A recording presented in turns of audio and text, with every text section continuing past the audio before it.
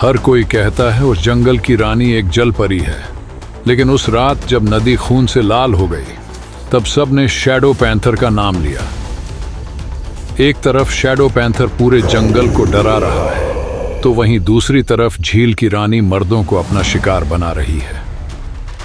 झीलों की रानी मर्दों को शिकार कैसे करती है और शैडो पैंथर जंगल को अपनी दहाड़ से कैसे डरा रहा है, आज हम इस 15 मिनट की वीडियो के सफर पर जानेंगे।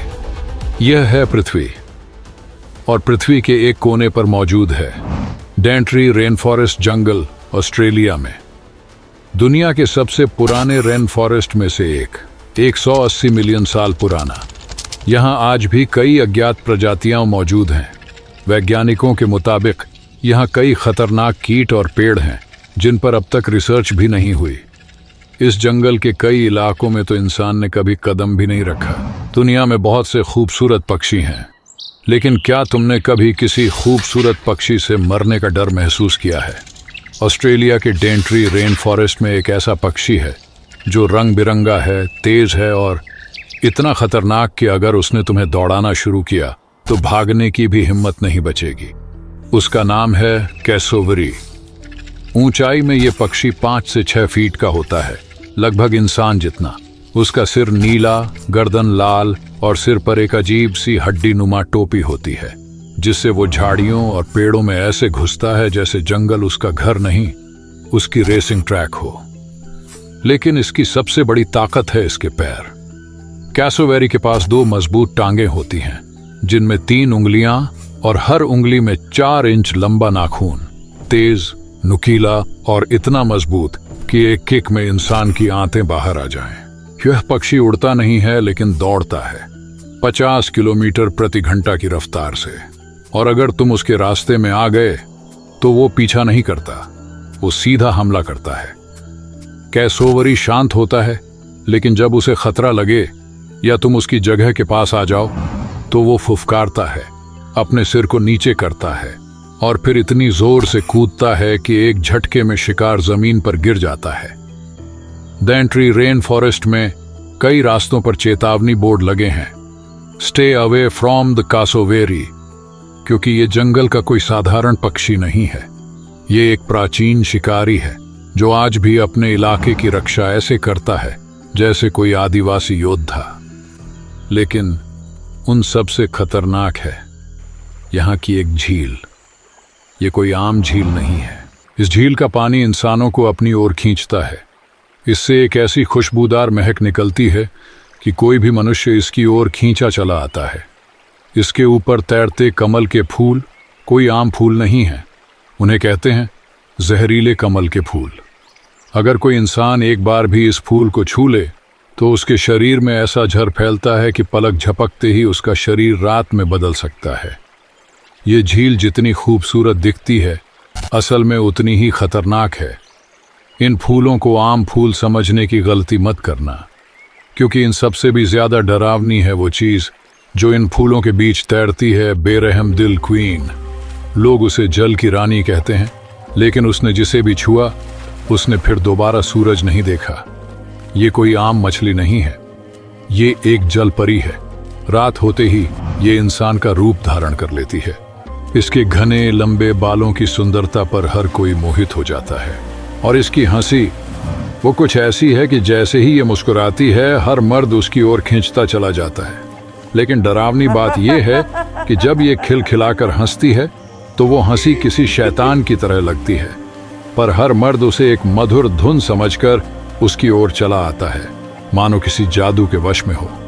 एक रात जब इसने एक मर्द का शिकार किया तो झील के किनारे वो एक लड़की की तरह खड़ी थी, शांत, सुंदर, रहस्यमयी।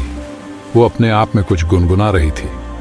तभी एक मर्द उसके पास आया और वो उसे एक पल में अपना बना लेती है, उसे बहलाती है और धीरे धीरे उसे झील के अंदर खींच ले जाती है। लेकिन जैसे ही वह जल के भीतर गया, पानी का रंग बदलने लगा। वो लाल हो गया, खून जैसा। वो दृश्य इतना डरावना था कि खुद उस जल परी के चेहरे पर भी डर दौड़ गया। जब यह सब हो रहा था, ठीक उसी समय झील के दूसरे किनारे आमने सामने खड़े थे वेयरवुल्फ और वैम्पायर। वेयरवुल्फ की दहाड़ पूरे जंगल में गूंज रही थी। लेकिन उसके शरीर पर एक अजीब सा डर भी साफ झलक रहा था। ऐसा डर जो किसी इंसान की रूह तक कंपा दे। तभी वैम्पायर की आवाज हवा में गूंजती है। तुम भले ही कच्चे मांस के भूखे हो, लेकिन मैं मांस नहीं खाता। मैं प्यासा हूँ, खून का, ताज़े गरम खून का। मैं इंसान नहीं हूँ, लेकिन दिखता हूँ बिल्कुल इंसानों जैसा। लोग मुझे तब तक नहीं पहचान सकते जब तक मैं खुद ना चाहूँ। मेरी कमज़ोरी है सूरज की रोशनी, लेकिन किसी ने आज तक ये नहीं समझा कि अंधेरा ही मेरा साम्राज्य है। मैं हूँ वैम्पायर।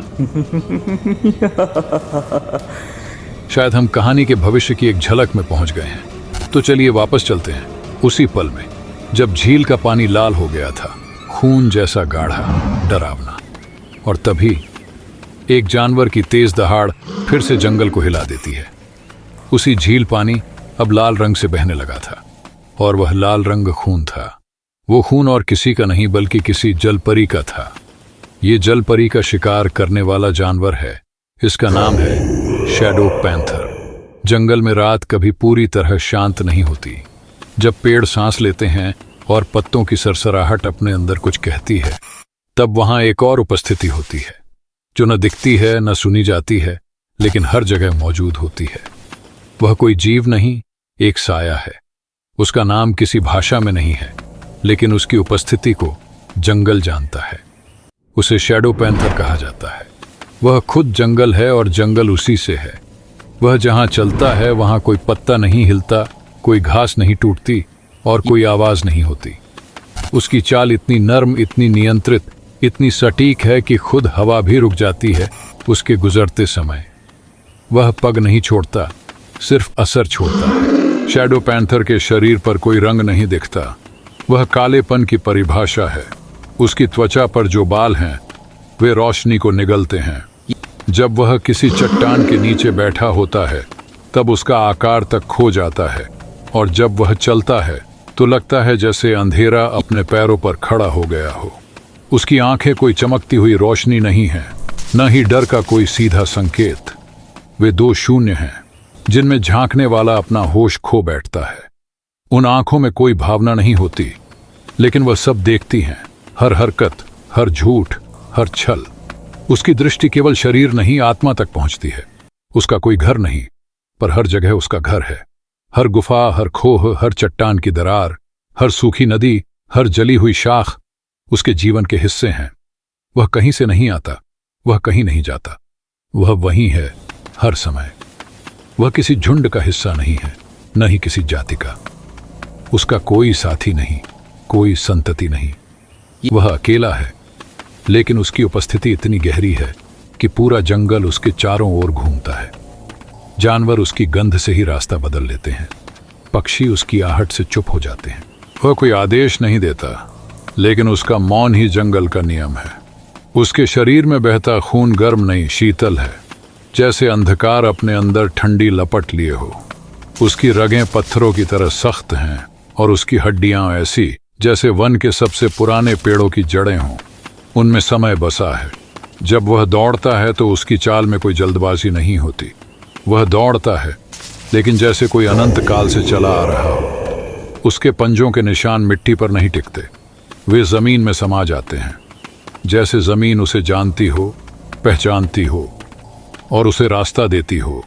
शैडो पैंथर न भूख से चलता है, न प्यास से। उसकी भूख कुछ और है, संतुलन। वह जंगल की गति का रक्षक है। अगर कोई शेर अपनी सीमा से आगे बढ़ जाए, अगर कोई सांप अपनी प्रकृति के विरुद्ध चले, अगर कोई प्राणी जंगल की आत्मा को ठेस पहुंचाए, शैडो पैंथर प्रकट होता है।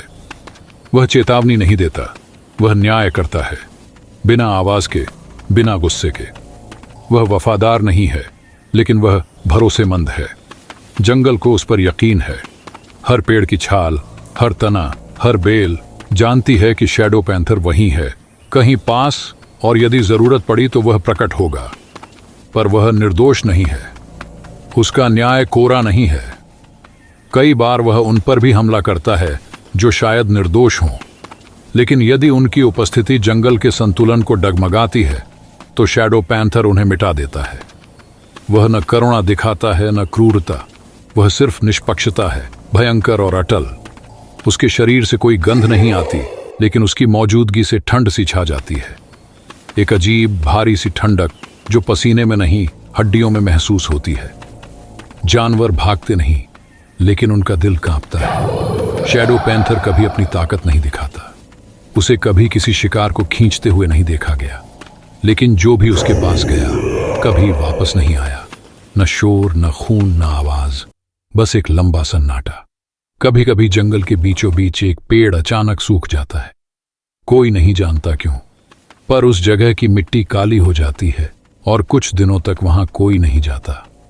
कहाँ जाता है? वहां शैडो पैंथर बैठा था। उसकी उपस्थिति मिट्टी को जला देती है बिना आग लगाए।